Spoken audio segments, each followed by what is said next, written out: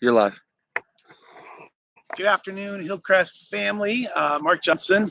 This is episode number 8 for our golf educational video series. Hope you've all been truly enjoying the content and the segments so far.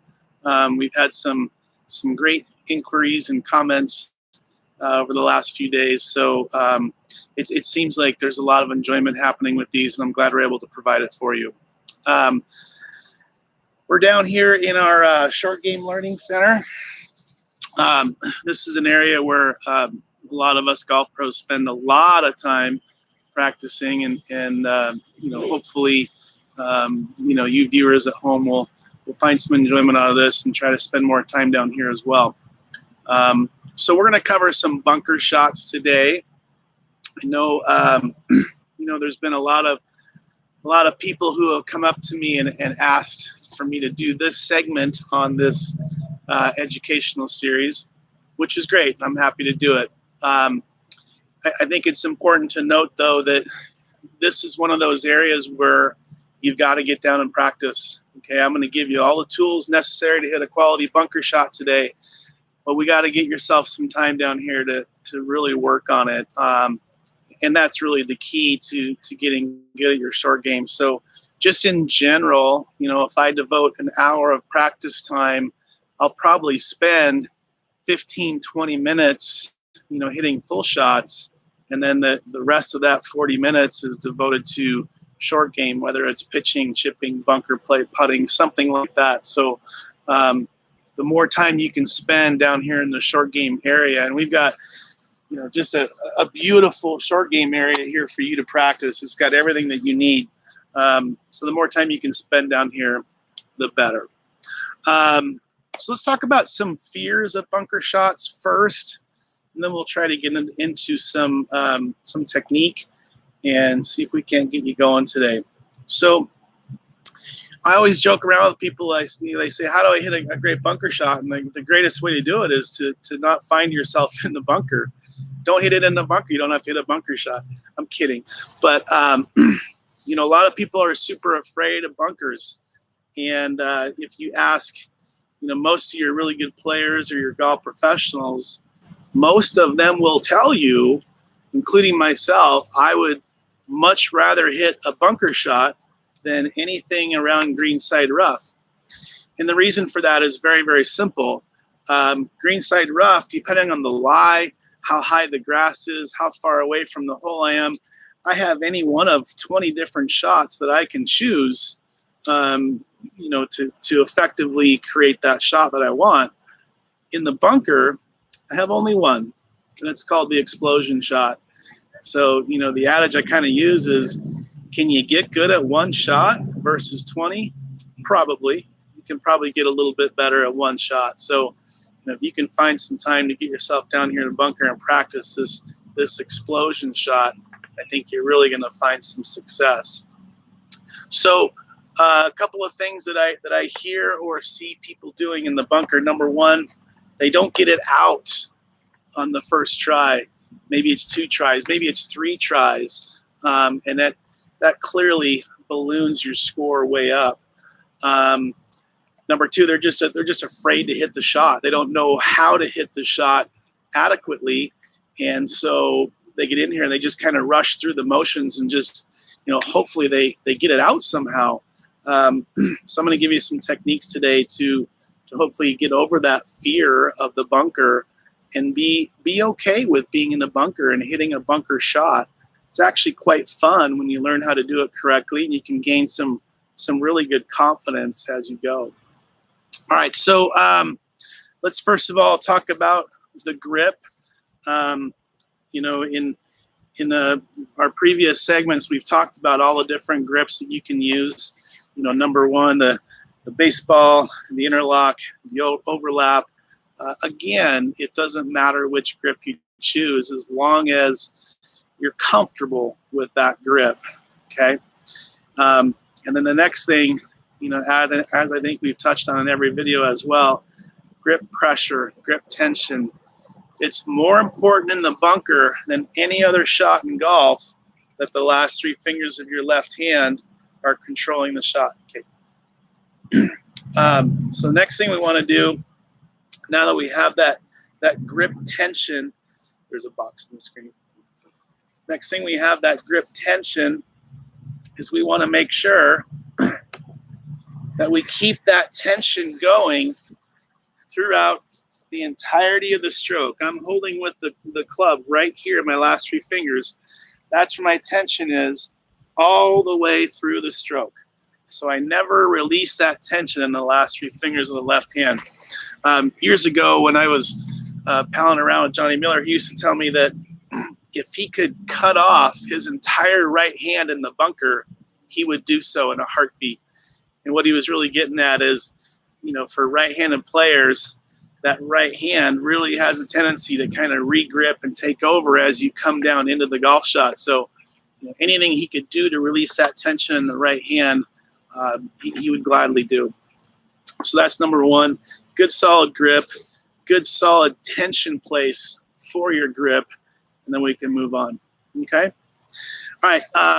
Before I get into the logistics of how to actually swing the club in the bunker, I'm going to talk briefly about how to align ourselves to the target. So I'm going to go just to this first flag here right out in front of me. So what I'm going to do is I'm actually going to draw a couple of lines in the sand. Now, drawing lines in the sand, clearly you can't do when you're out playing golf, but when you're down here at the learning facility, you can do anything you want. So I'm going to draw some lines in the sand to help me out. So what I'm going to do, this first line I'm going to draw is going to be my target line. The second line I'm going to draw is going to be the line of my feet. So the line of my feet is going to be left of my target. So in the bunker shot, we want to make sure that we align ourselves left of our target line at all times. And the reason for that is we're going to allow this club face to open a little bit so we can create, again, a lot more loft, just like I was talking about yesterday in my chipping session. The more loft, the more height. More loft, more height, more backspin. So if we can create backspin, that ball is gonna climb higher in the air, and when it lands and hits on the green, it's gonna have some stopping power. Okay?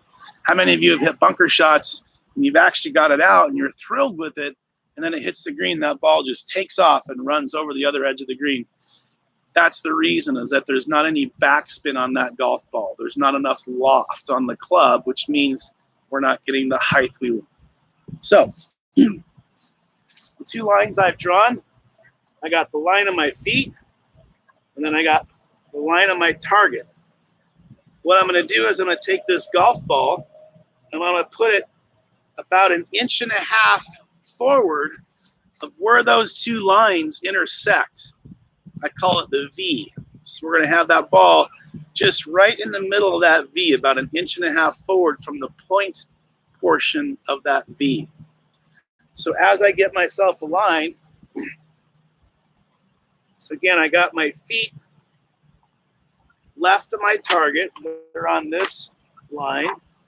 And then I'm going to put my club face on this line, which is actually going to be my target line.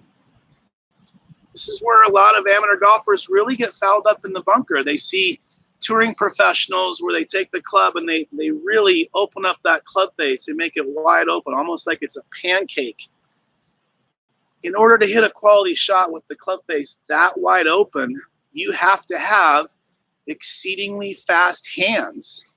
Well, most of us aren't tour players. We don't have the speed in our hands to adequately create that type of shot. So the goal here is going to be to just get the club face on our target line. Okay? So now, is my club face open in relation to the line of my feet? Yes. Is it wide open like that? No. So always, always, always I want my club face going at my target unless I'm specifically trying to do something out of the box, which rarely happens. But unless I'm specifically trying to do something out of the box, I want my club face at the target line at all times. Okay, good. So feet are left of my target. Club face is at my target. The golf ball is in the beginning of this V, about 1.5 inches prior to where that V comes to a point. I'm going to put a mark right there, about 1.5 inches behind the ball. You guessed it, that's where I want to hit the sand, okay? So I want to make sure that I enter the sand right there, approximately at the beginning of that V, 1.5 inches behind the golf ball. All right. So before we actually start hitting this shot, I want to do something that I do in every bunker lesson. Anyone who's ever taken a bunker lesson from me, you've heard me go through this. I want to talk about, quote unquote, the thud, T-H-U-D, thud. Thud is simply this sound you're gonna hear right now. That sound of the club interacting with the sand, and you hear that thud as the club swings through. That thud is critical to hit a quality sand shot. If there's no thud, that means that you just sculled the ball probably 40 yards over the green. So it's imperative that we take sand. Understand that the face of the club literally is never touching the golf ball. If we hit this accurately, there's going to be a layer of sand between the club and the ball. So if there's no thud, there's no layer of sand in between, and we've sculled it, okay? So each and every swing, we want to make sure we hear that thud. Okay, so I've covered the thud. So now I'm getting back into my setup position. Again, my feet are a little bit left of my target. My club face is at my target. I've drawn a line here of where I want the club to enter the sand, where I want to hear that thud. So now the question becomes, okay, how do I swing the golf club? The bunker swing is different than most golf swings you'll make. In all the golf swings we've talked about in this educational series so far, we've talked about a couple of things: rotation, we've talked about weight transfer. If we're rotational in the bunker swing, our swing coming down is going to be way too shallow. We're looking for a very, very steep angle of descent into the golf ball. So almost like we're chopping wood. Okay, so it's very upright and it's very downward towards the target. So with that in mind, if I swing the club rotational like that, there's no way I can get back to a vertical position to come down. So if I'm here, I'm going to be around, and again, I'm going to scull that golf ball over the green. So we want to make sure that our backswing is more upright. This is the only place that I will allow you to use your hands in the golf swing. So my goal when I take this club back is I'm going to allow my hands to literally pick the club up as I come away from the golf ball. So now if you notice, my plane is more outside. If I was rotational, I would be here. So now my plane is here. So it's a little bit outside and it's more vertical, okay? Now as I come down, there's gonna be a couple of things that I wanna make sure happens. Number one, I've gotta get the club to come in fairly tight to my body. So I'm going to use my right elbow, and I'm going to allow my right elbow to kind of fall into my body as I come into the golf shot. That's number one. Number two, I've got to make sure that I turn my body and transfer some weight forward. I know most amateur golfers don't think of a bunker shot that way, but if you watch touring professionals, they all finish like this. They all get their body turned, and they all get their weight transferred forward, okay? So again, the swing is going to be vertical going back and then coming down, right elbow, hear that thud, and then turn our body through to the target and get our weight forward on that front leg. All right, so let's see if I can't do this for you real quick. Again, feet left of my target, club face at my target. When I take the club up, I'm allowing my hands to break upwardly. I get it up, and then as I come down, right elbow comes in tight. I hear a thud. And hopefully I can get my body turned and my weight transferred forward. Up, down. So the best part about doing this is I now have a strategy for what I'm trying to accomplish. The goal is simple. I want to get the golf ball out of the bunker. I don't want to be in here for another 2 or 3 strokes. I want the ball up and out. That's the goal. The strategy is where the fun begins. If I focus on my setup and my strategy for making that golf swing, all of a sudden these negative thoughts in my brain of, oh my God, don't leave it in the bunker, don't scull it over the green. All those thoughts just kind of fly away, okay? So now I'm really, really focused on the task at hand, and that's making that quality swing as I come down into the golf ball. Should work out just fine for you. So one of the other things that I want to make sure that we cover, I'm going to draw my V again for you real quick. There's the line of my feet. There's my target line. Put the golf ball at the beginning of the V. Mark the spot where I want to enter the sand. One of the things that we always tell students in most aspects of golf is keep your head still or watch the golf ball. I mean, you've been around golf. That's why you're watching this video. You've heard these things before. Here's the thing about bunker shots, though. If you watch the golf ball, you're going to hit the golf ball, which, again, that now means that you've sculled it 40 yards over the green. We need to focus our eyes on the spot in which that we want to enter the sand solely, okay? Never leave your eyes from that spot. You want to see that club of yours enter the sand in that spot that you've marked for yourself, okay? So again, I get myself set, feet are left, club face is at the target. Now my swing is going to be vertical, thud, through. But now I'm going to really focus on this spot right here, see if I can't hit that spot for myself. And I did. So those are really, really quality thoughts to think about in the bunker. But this is for level eyes. Okay, so now we kind of get ourselves into, all right, well, what if I'm on an uphill or a downhill slope? How does that differ? I'm going to show you real quick. So I'm going to move over here to the front portion of the bunker. So now I'm on an upslope. And the strategies of my swing are really going to remain the same, but I'm going to alter my setup a little bit. Okay, so if I'm going to hit a bunker shot in which I'm on an upslope, meaning that the ground is sloping upward, I want to make sure that my swing is coming in underneath that upslope.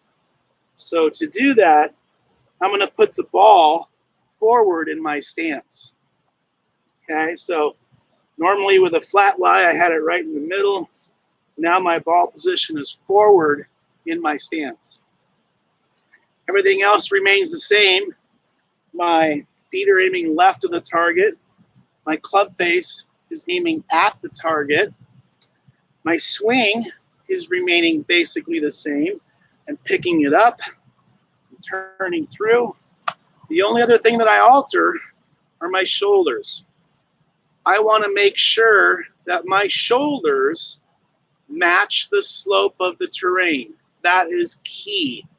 So think about it this way, if I'm standing like this, if my shoulders are level and I'm hitting into an upslope, I'm going to come into that upslope right down here. That's because just of the angle of my shoulders. But if my shoulders are matching that upslope, now I'm going to be able to sweep up that slope through to the golf ball. Okay. The other thing I want you to think about when you're hitting an uphill bunker shot, generally don't have to swing quite that hard. The ball's gonna pop up really, really quickly. It's gonna get out very easily. I think most of us who struggle in the bunkers probably would look back, and if you recount, you would say, well, gosh, when I'm on an uphill slope, I tend to get it out okay. And that's why. It's just because that slope of the terrain is really helping you out. So again, I'm going to get myself set up to where my feet are left of the target. My club face is going to be at the target still. My ball position is going to be a little bit more forward in my stance. And I think now it's safe to talk about the hardest part of an uphill or a downhill lie. And that is, I still have to figure out a way to turn my body through to the target and get my weight transferred forward. You might say, well, we're on an upslope. How can we possibly do that? We're gonna have to do our best. It's not gonna be perfect, but we have to do our best to get that weight moving into the hill, to get our body turning into the hill. So again, ball position forward. When I take my swing, pick it up a little bit. Now I'm really gonna focus on two things: the thud, remember that sound we make, and letting our body turn through the target as best I can. I still want to focus my eye on where I want to hit the sand, so I go up, down, and my body turns through to the target. My weight's forward. So those are a little bit more difficult than a level lie. The more you practice, though, the easier they become, just like anything. So we've got to spend some time in practicing these harder bunker shots. One more shot I want to show you. That is the downhill bunker lie. I think anybody would tell you